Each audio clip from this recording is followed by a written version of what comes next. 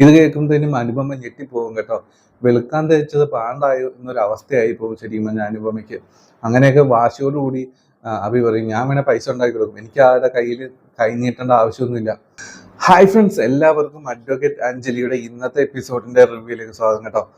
അപ്പോൾ കഴിഞ്ഞ ആഴ്ച വീക്കെൻഡ് എപ്പിസോഡ് നമ്മൾ കണ്ടത്, അതായത് അനുപമയും കാവ്യയും തമ്മിലൊരു ധാരണ എത്തുകയാണ്. അഞ്ജലി അർജുൻ ബന്ധം പൊളിക്കുക എന്നുള്ളൊരു വലിയൊരു ധാരണ.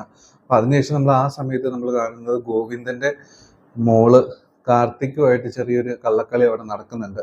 അപ്പോൾ അങ്ങനെ ഒരു രീതിയിലാണ് എപ്പിസോഡ് തീർന്നിട്ടുണ്ടായത് അല്ലേ. എന്താണെങ്കിലും ഇന്നത്തെ എപ്പിസോഡിന്റെ തുടക്കവും അത് തന്നെ. അപ്പോൾ ഇന്നത്തെ എപ്പിസോഡിൽ കാർത്തിക് പുറത്തുനിന്ന് ഫോൺ വിളിക്കുന്നു. ഗോവിന്ദിന്റെ മകള് നൈസായിട്ട് ആരും ഇല്ല എന്ന് ഉറപ്പ് വരുത്തിയതിന് ശേഷം പുറത്തേക്ക് വരികയാണ്. പുറത്തേക്ക് നൈസായിട്ട് ചെല്ലുന്നു, കാർത്തികായിട്ട് സംസാരിക്കുകയാണ്. ഇവർ തമ്മിലൊരു റിലേഷൻ ഉണ്ടെന്ന രീതിയിൽ തന്നെയാണ് അവരുടെ സംസാരം പോകുന്നത് കേട്ടോ. അപ്പോൾ കാർത്തിക് പറയാണ്, നീ ബാംഗ്ലൂരിൽ നിന്ന് അവിടുത്തെ പഠിത്തമൊക്കെ കളഞ്ഞിട്ട് ഇവിടെ വന്ന് ഏതെങ്കിലും കോളേജിൽ ജോയിൻ ചെയ്യാൻ വേണ്ടി നോക്ക്, അല്ലാതെ എനിക്ക് ഈ ബാംഗ്ലൂരിലേക്ക് വരാനൊന്നും പറ്റത്തില്ല, എനിക്കിവിടെ കേസ് പ്രശ്നങ്ങളൊക്കെ ഉണ്ട്, അതുകൊണ്ട് എനിക്ക് പറ്റത്തില്ല എന്ന് കാർത്തിക് ഗോവിന്ദന്റെ മോളോട് പറയാണ്.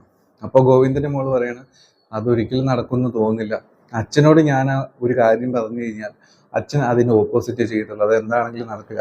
കാർത്തികിനെ എന്നെ വിവാഹം കഴിക്കണം എന്നുണ്ടെങ്കിൽ അച്ഛനുമായിട്ട് ഡയറക്റ്റ് വന്ന് ആലോചിക്കൂ, ഈ വളഞ്ഞ വഴിയുടെ ആവശ്യമൊന്നും ഇല്ലല്ലോ. അത് മാത്രമല്ല, വേറൊരു കാര്യം കൂടി കാർത്തിക് ചെയ്യാനുണ്ട്. അങ്ങനെ ഞാനുമായിട്ട് കല്യാണം നടക്കണമെന്ന് കാർത്തികിന് ആഗ്രഹം ഉണ്ടെങ്കിൽ വെല്ലിച്ചൻ മുഖേനെ ബന്ധപ്പെടാവുള്ളൂ, കാരണം വെല്ലിച്ചൻ പറഞ്ഞു കഴിഞ്ഞാൽ അച്ഛൻ കേൾക്കും. അങ്ങനെയാണ് ഗോവിന്ദന്റെ മോള് പറയുന്നത്. പക്ഷെ നമുക്കൊരു കാര്യം മനസ്സിലാക്കാൻ പറ്റുന്നത്, കാർത്തിക് ഒരിക്കലും ഈ ഗോവിന്ദന്റെ മോളുടെ കാര്യത്തിൽ ഒരു സീരിയസ് ആണെന്ന് തോന്നില്ല. അവൻ്റെ ഒരു ക്യാരക്ടർ നമുക്കറിയാമല്ലോ. അപ്പോൾ അവൻ ഒട്ടും ഒരു സീരിയസ് ഒന്നും ആയിരിക്കില്ല, അവന് ഒരു കളിതാമാശ പോലെ ഈ ബന്ധത്തെ കാണുന്നുള്ളൂ. പക്ഷേ ഗോവിന്ദന്റെ മകൾ ഈ ട്രാപ്പിൽ വീണു എന്ന് വേണം നമുക്ക് മനസ്സിലാക്കാനായിട്ട്. എന്താണെങ്കിലും അങ്ങനെ നിൽക്കുന്നു. ഈ സമയത്ത് തന്നെ ഗോവിന്ദനും വൈഫും ഈ കൊച്ചിൻ സിസ്റ്ററും എല്ലാം കൂടി ഈ കാറിലേക്ക് വരിക, കാർ കൊണ്ട് ഇങ്ങനെ കയറി വരും. അപ്പോൾ തന്നെ ഇവൻ കാർത്തിക് വേഗം ഒരു സ്ഥലത്തേക്ക് ഓടി ഒളിച്ച് നിൽക്കും കേട്ടോ. അപ്പോൾ ഗോവിന്ദൻ ഇറങ്ങും, എന്താ നീ ഇവിടെ നിൽക്കുന്നത്, നിനക്ക് പഠിക്കാനൊന്നുമില്ല എന്ന് മോളോട് ചോദിക്കും. അപ്പോൾ അവൾ പറയും, ഞാനിങ്ങനെ നിന്നാണെന്ന രീതിയിലൊക്കെ ഇങ്ങനെ പറഞ്ഞുകൊണ്ടിരിക്കും. അത് കഴിഞ്ഞിട്ട് ബാക്കിയുള്ളവരെല്ലാം കൂടെ കയറിപ്പോകും, ഇവളും അകത്തേക്ക് കയറിപ്പോകും കേട്ടോ. അതിനുശേഷം ഗോവിന്ദൻ ഇങ്ങനെ നിൽക്കുമ്പോൾ തന്നെ ഒരാൾ ഇങ്ങനെ അവിടെ മറിഞ്ഞു നിൽക്കുന്നത് കാണും. അപ്പോൾ കാർത്തികാണെന്ന് പുള്ളിക്ക് മനസ്സിലായിട്ടില്ല കേട്ടോ. അപ്പോൾ അതിന് ഓടി പുറകെ ചെല്ലുമ്പോഴത്തേനും കാർത്തിക് ഓടി രക്ഷപ്പെട്ടു പോകും കേട്ടോ. അങ്ങനെ ആ സീൻ അവിടെ നിൽക്കുകയാണ് കേട്ടോ. എന്താണെങ്കിലും പിന്നെ നമ്മൾ കാണുന്ന സീൻ എന്ന് പറയുന്നത്, നമ്മുടെ ശിവരാമകൃഷ്ണന് അമ്മ ഇങ്ങനെ ചോറ് കൊടുക്കുകയാണ്. ചോറ് കൊടുത്തുകൊണ്ട് ചോറല്ല ഫുഡ് കൊടുക്കുകയാണ്. അപ്പോൾ ഫുഡ് ഇങ്ങനെ കൊടുക്കാൻ നോക്കാം, പുള്ളിയാണ് എത്ര കഴിക്കുന്നില്ല കേട്ടോ, കുറേ നോക്കുന്നുണ്ട്, എന്തായാലും പുള്ളി ഒട്ടും ഫുഡ് കഴിക്കുന്നില്ലേ. ശിവരാമേട്ട നിങ്ങളൊന്ന് ഫുഡ് കഴിക്കുക, ആകെ 2 വായിലേ കഴിച്ചുള്ളൂ, അങ്ങനെയൊക്കെ പറഞ്ഞിട്ട് പുള്ളിക്കാരി പറഞ്ഞുകൊണ്ട് കൊടുക്കുകയാണ്. എന്നിട്ടും പുള്ളി ഇങ്ങനെ കഴിക്കുന്നില്ല, ഒരു റെസ്പോൺസ് ഇല്ലാത്ത രീതിയിലൊക്കെ ഇങ്ങനെ ഇരിക്കുക കേട്ടോ. പുള്ളിക്കാരിയുടെ വിഷമങ്ങളൊക്കെ പറയണം, അന്ന് ഞാൻ അനുപമയെ സപ്പോർട്ട് ചെയ്തു, അതിൻ്റെ ഏറ്റവും വലിയ തെറ്റാണ് ശിവരാമേട്ട, എനിക്കത് പറയാതിരിക്കാൻ പറ്റുന്നില്ല, നിങ്ങളിത് കേൾക്കുന്നുണ്ടോ എന്ന് പോലും എനിക്കറിയില്ല, പക്ഷെ എനിക്കിത് പറയാൻ പറ്റുന്നില്ല, അന്ന് അനുപമയെ ഞാൻ സപ്പോർട്ട് ചെയ്തതിൻ്റെ ഏറ്റവും വലിയൊരു തെറ്റാണ്, എന്നോട് ക്ഷമിക്കണം ശിവരാമേട്ട, അങ്ങനെയൊക്കെ പറഞ്ഞ പുള്ളിക്കാരിയുടെ വിഷമങ്ങളും കാര്യങ്ങളൊക്കെ അമ്മ ഇങ്ങനെ ശിവരാമേട്ടനോട് പറഞ്ഞുകൊണ്ടിരിക്കുകയാണ് കേട്ടോ. ഈ സമയത്ത് നമ്മുടെ അഞ്ജലിക്കുട്ടി വക്കീൽ വേഷത്തിൽ കോടതിയിലേക്ക് പോകാൻ റെഡിയായിട്ട് പുറത്തേക്ക് വരും. അപ്പോൾ അമ്മയുടെ പരാതി കാണുമ്പോൾ അഞ്ജലി പറയും, അച്ഛനെല്ലാം മനസ്സിലാക്കുന്നുണ്ട് അമ്മേ, അമ്മ പറഞ്ഞു കുഴപ്പമില്ല, എന്നാലും ഒരുപാട് പരാതികളൊന്നും പറയണ്ട, അച്ഛൻ നമ്മളെ എല്ലാം മനസ്സിലാക്കുന്നുണ്ട്, അച്ഛൻ ഇങ്ങനെ കണ്ടില്ല, അച്ഛനെ കണ്ടറിഞ്ഞിട്ട് അച്ഛനൊരു കുഴപ്പമില്ല എന്ന് ഇങ്ങനെയൊക്കെ അഞ്ജലിക്കുട്ടി പറയും കേട്ടോ. അങ്ങനെ സംസാരിച്ചുകൊണ്ടിരിക്കുമ്പോൾ ഈ അമ്മ പറയും, മോളെ ഞാനൊരു കാര്യം ചെയ്താലോ, പഴയ നൈറ്റിയുടെ ബിസിനസ്സില്ലേ കൊണ്ടു നടന്ന് വിൽക്കുന്ന ആ പരിപാടി വീണ്ടും ചെയ്താലോ എന്ന് ഞാൻ ആലോചിക്കുകയാണ് മോളെ എന്ന് പറയും. അപ്പോൾ അഞ്ജലി ചോദിക്കും, എന്തിനാണ് അമ്മ അത് ഇത്രയും വർഷത്തോളം ചെയ്ത് മുട്ട് തേഞ്ഞിട്ടല്ലേ അമ്മ ആ പണി നിർത്തിയത്, പിന്നെ എന്തിനാണ് അമ്മ വീണ്ടും ആ പണിക്ക് പോകുന്നത്? അപ്പോൾ തന്നെ അമ്മ പറയും, മോളെ ശിവരാമേട്ടൻ്റെ ചികിത്സയ്ക്ക് ഒരുപാട് പൈസ, ലക്ഷങ്ങൾ വേണ്ടേ മോളെ, ഇപ്പം തന്നെ ഒരുപാട് പൈസയായി, ഇതെല്ലാം കൂടി മോളെ എങ്ങനെ എവിടുന്ന് ഉണ്ടാക്കും? അപ്പോൾ തന്നെ അഞ്ജലി പറയും, അമ്മേ ഞാൻ അതിനൊരു വഴി കണ്ടിട്ടുണ്ട് അമ്മേ, എനിക്കൊരു വഴി കണ്ടെത്തും, അതിനൊരു വഴി എനിക്ക് കിട്ടിയിട്ടുണ്ടോ അമ്മേ എന്ന് പറയും. അത് കേൾക്കുമ്പോൾ അമ്മയ്ക്ക് സന്തോഷമോ, എന്നാലും പറയും, ഞാൻ എന്തെങ്കിലും ഒന്ന് ചെയ്യാം മോളെ, ഈ ഞാൻ ആ ബിസിനസ് വീണ്ടും ചെയ്യാം, കുറച്ചെങ്കിലും പൈസ എന്നെ കൊണ്ട് ഉണ്ടാക്കാൻ പറ്റുമല്ലോ എന്ന് പറയും കേട്ടോ. അപ്പൊ അഞ്ജലി പറയും, അമ്മേ അതിന്റെ ആവശ്യമൊന്നുമില്ല അമ്മേ, നമുക്ക് അതിനുള്ള വഴിയെല്ലാം ഉണ്ട്, അമ്മ ഒന്നും ചെയ്യാൻ നിൽക്കണ്ട, അത് അമ്മയ്ക്ക് അത് ചെയ്ത് മുട്ടുവേദനയാണ്, അമ്മ ഇനി ആ പണിക്ക് പോകണ്ട. അങ്ങനെയൊക്കെ പറഞ്ഞിട്ട് നമ്മുടെ അഞ്ജലി കോടതിയിലേക്ക് പോകും കേട്ടോ. അഞ്ജലി പറയും, അമ്മ ഞാൻ വേഗം കോടതിയിലേക്ക് പോവാണേ, കുറേ കാര്യങ്ങൾ ചെയ്തു തീർക്കാണ്ട് അമ്മേ, സമയം കളയാൻ വയ്യാന്ന് പറഞ്ഞിട്ട് വേഗം പോവേ. ഈ സമയത്ത് ആര്യയും അമ്മയോട് പറയും, അമ്മേ അവൾ അഞ്ജലി പറഞ്ഞതും കാര്യമുണ്ട്, അമ്മയ്ക്ക് മുട്ടുവേദന പ്രശ്നങ്ങളൊക്കെ ഉണ്ടല്ലോ, അമ്മ ഇനി ആ പണിക്ക് പോകണ്ടെന്ന് പറയും.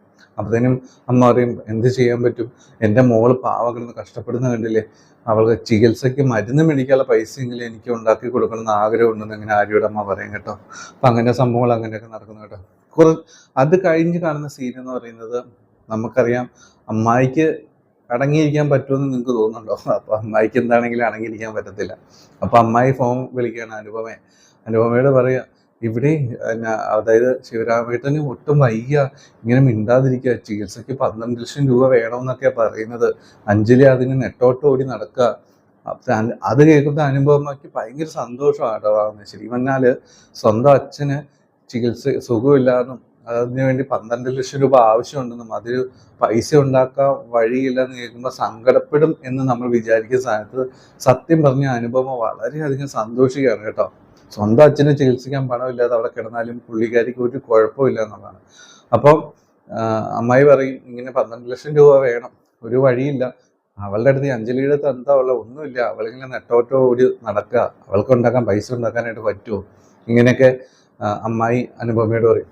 ഇത് കേൾക്കുമ്പോൾ തന്നെ അനുപമ ഭയങ്കര വീരവാദം പറയണം. ഞാനന്ന് അവർക്ക് പണം 25 ലക്ഷം രൂപ കൊണ്ട് കയ്യിൽ കൊടുത്തതല്ലേ, അത് അവർക്ക് ഇനി മുമ്പോട്ട് ജീവിതകാലത്തേക്ക് വേണ്ടിയിട്ടുള്ള പൈസ ഉണ്ടായിരുന്നില്ലേ, അവരത് മര്യാദയ്ക്ക് എടുക്കാതെ വലിയ ആദർശം പറഞ്ഞതുകൊണ്ടല്ല ഇങ്ങനെയൊക്കെ ഉണ്ടായത്.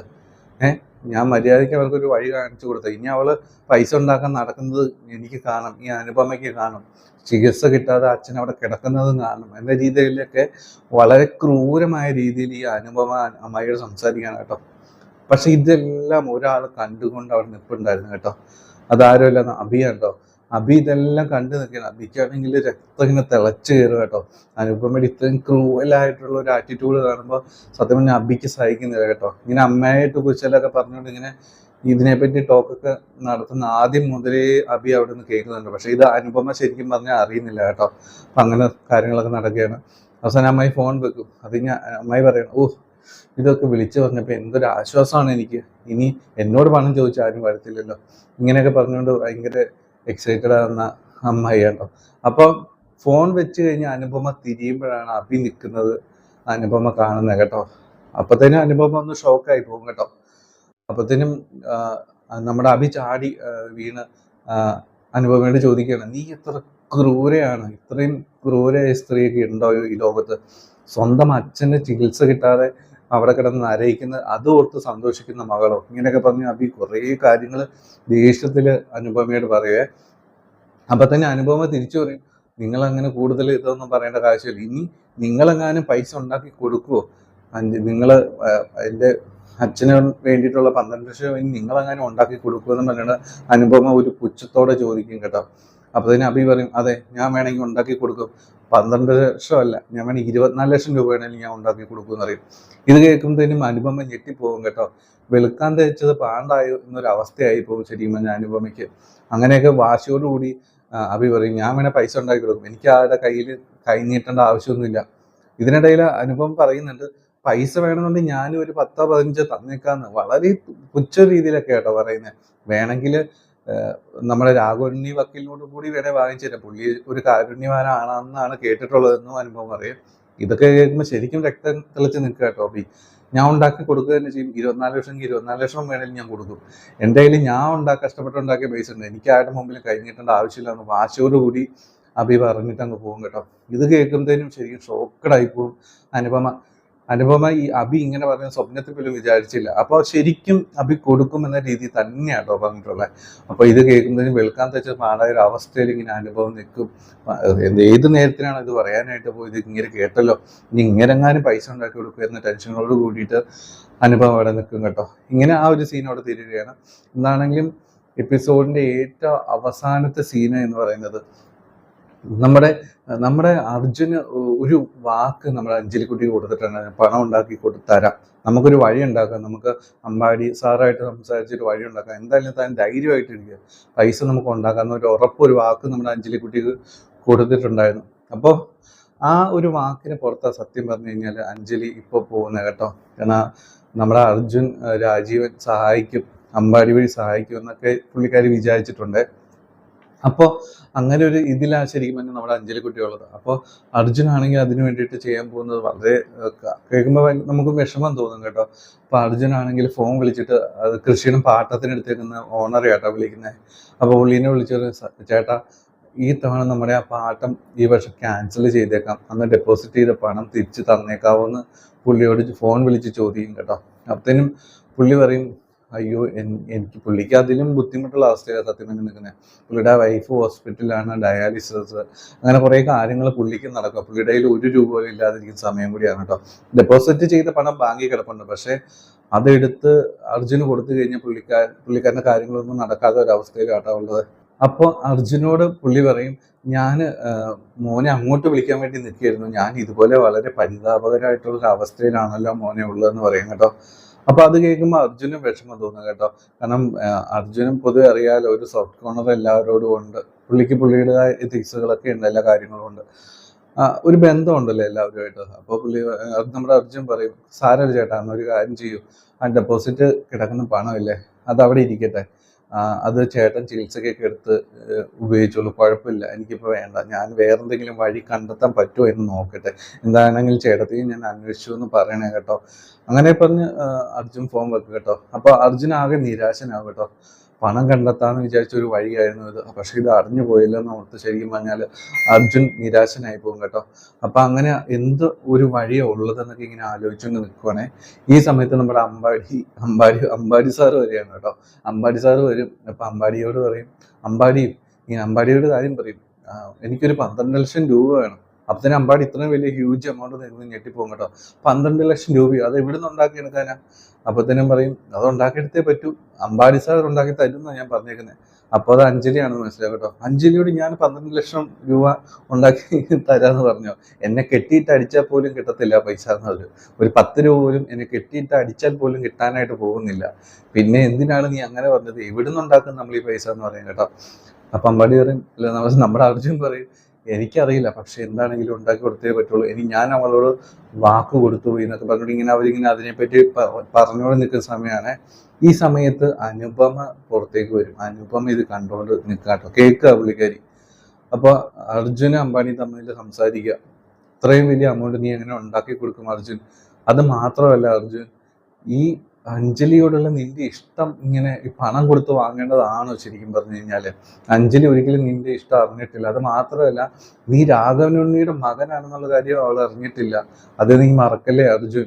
ഈ പണം എല്ലാം കൂടെ അവൾക്ക് നീ എങ്ങനെയൊക്കെ ഉണ്ടാക്കി കൊടുത്തു കഴിഞ്ഞാൽ തിരികെ അത് തിരിച്ചു തരാൻ അഞ്ജലിക്ക് പറ്റുമെന്ന് പോലും ഒരു ഉറപ്പില്ല. പിന്നെ നീ എന്താണ് അർജുൻ ഈ ചെയ്യുന്നതെന്ന് അമ്പാടി ഇങ്ങനെ പറയാണ് അർജുനോട്. ഇതെല്ലാം അനുപമ കേൾക്കുന്നുണ്ട് കേട്ടോ. അപ്പോൾ അർജുൻ പറയും, ശരിയാ, നീ പറഞ്ഞൊക്കെ ശരിയായിരിക്കാം, പക്ഷേ എൻ്റെ മനസ്സിലിപ്പോൾ അതൊന്നുമല്ല. അഞ്ജലി അച്ഛനെ ഒരുപാട് സ്നേഹിക്കുന്ന ഒരു കുട്ടിയാണ്. എനിക്ക് അവളുടെ ഇപ്പോഴത്തെ ആവശ്യം എങ്ങനെയെങ്കിലും നടത്തി കൊടുത്തേ പറ്റത്തുള്ളൂ. കൂടുതൽ അതിനെപ്പറ്റി ഞാൻ ഒന്നും ആലോചിക്കുന്നില്ല അമ്പാടി എന്നൊക്കെ പറയും കേട്ടോ. അപ്പോൾ അത് കഴിഞ്ഞിട്ട് അർജുൻ പറയും, നമുക്കൊരു കാര്യം ചെയ്യാം, വല്ല ബാങ്കിലും പോയി വല്ല ലോണോ എന്തെങ്കിലും കിട്ടാൻ വല്ല വഴിയുണ്ടോ എന്ന് നോക്കാന്ന് പറയും കേട്ടോ. അപ്പോൾ അങ്ങനെ അമ്പാടീനെ ജീപ്പിൽ കെട്ടിയിട്ട് അർജുൻ അങ്ങ് പോകും കേട്ടോ. അപ്പോൾ ഇതെല്ലാം കേട്ടുകൊണ്ട് നമ്മുടെ അനുപമ നിൽക്കുന്നു. അനുപമ ഇങ്ങനെ ആലോചിക്കുകയാണ് കാവ്യ പറഞ്ഞ കാര്യം, ഈ അർജുൻ സ്നേഹിക്കുന്ന പെണ്ണ് അത് അഞ്ജലിയാണ്, ഇങ്ങനെയുള്ള കാര്യങ്ങളൊക്കെ. അപ്പോൾ അതിങ്ങനെ അനുപമ ഇങ്ങനെ മനസ്സിൽ ഇങ്ങനെ ഇതെല്ലാം ആലോചിച്ചിട്ട് നിൽക്കുകയാണ്. അപ്പോൾ അഞ്ജലിക്ക് വേണ്ടി, അപ്പോൾ അഞ്ജലിക്ക് ശരിക്കും പറഞ്ഞാൽ അർജുൻ ആരാണ് എന്നറിയില്ല എന്നുള്ള കാര്യം ഇപ്പം അനുപമയ്ക്ക് മനസ്സിലായി കേട്ടോ. പുള്ളിക്കാരി അതിനെപ്പറ്റി കൂടിയാണ് ആലോചിക്കുന്നത്. അപ്പം അർജുൻ യഥാർത്ഥത്തിൽ ആരാണെന്ന് അഞ്ജലി അറിഞ്ഞിട്ടില്ല എന്ന് ഈ നമ്മുടെ അനുപമ മനസ്സിലാക്കുകയാണ്. അപ്പം അങ്ങനെയാണ് ഇന്നത്തെ എപ്പിസോഡ് തീരുന്നത് കേട്ടോ. പക്ഷെ വേറൊരു കാര്യം കൂടിയുണ്ട്. പുള്ളിക്കാരി മിക്കവാറും അടുത്ത് ചിന്തിക്കാൻ പോകുന്നത്, ഈ അർജുൻ ശരിക്കും പറഞ്ഞാൽ രാഘവനുണ്ണിയുടെ മകനാണെന്നൊക്കെ പറഞ്ഞ് എന്തെങ്കിലും തെറ്റിദ്ധാരണ വരുത്താൻ വേണ്ടിയിട്ടായിരിക്കും ഈ അനുപമ ശ്രമിക്കുക എന്നാട്ടോ എനിക്ക് തോന്നുന്നത് കേട്ടോ. എന്താണെങ്കിലും അങ്ങനെ ആയിരിക്കും പുള്ളിക്കാരിയുടെ അടുത്ത സ്റ്റെപ്പ്. അപ്പോൾ ഈ അർജുന് രാഘവനുണ്ണിയുടെ മകനാണെന്ന് അറിഞ്ഞു കഴിഞ്ഞാൽ ഇവർ അഞ്ജലിയും രാഘവനുണ്ണിയും തമ്മിൽ വലിയ ശത്രുക്കളാണ്. അപ്പോൾ അർജുൻ രാഘവനുണ്ണിയുടെ മകനാണ് എന്ന് അറിഞ്ഞു കഴിഞ്ഞാൽ ഉറപ്പായിട്ടും അഞ്ജലി ഈ അർജുനെ തുരത്തും എന്നൊരു ചിന്ത ഒരുപക്ഷെ അനുപമയ്ക്ക് തോന്നും. അപ്പോൾ അത് ഒരു ആയുധമായിട്ട് ഉപയോഗിക്കാനായിട്ട് ചാൻസ് നമ്മൾ കാണുന്നുണ്ട് കേട്ടോ. എന്താണെങ്കിലും ഇങ്ങനെയാണ് ഇന്നത്തെ എപ്പിസോഡ് അവസാനിച്ചിട്ടുള്ളത്. എന്താണെങ്കിലും ഇന്നത്തെ എപ്പിസോഡ് നിങ്ങൾ കാത്തിരുന്ന് കാണുക. നമ്മുടെ ചാനൽ സപ്പോർട്ട് ചെയ്യുക. രാത്രിയിൽ പ്രൊമോയുടെ വീഡിയോയുടെ റിവ്യൂ ആയിട്ട് വരുന്നതാണ്. അപ്പോൾ നമ്മുടെ ചാനൽ സബ്സ്ക്രൈബ് കൂടി ചെയ്യണമെന്ന് റിക്വസ്റ്റ് ചെയ്യണം. Take care. Bye bye.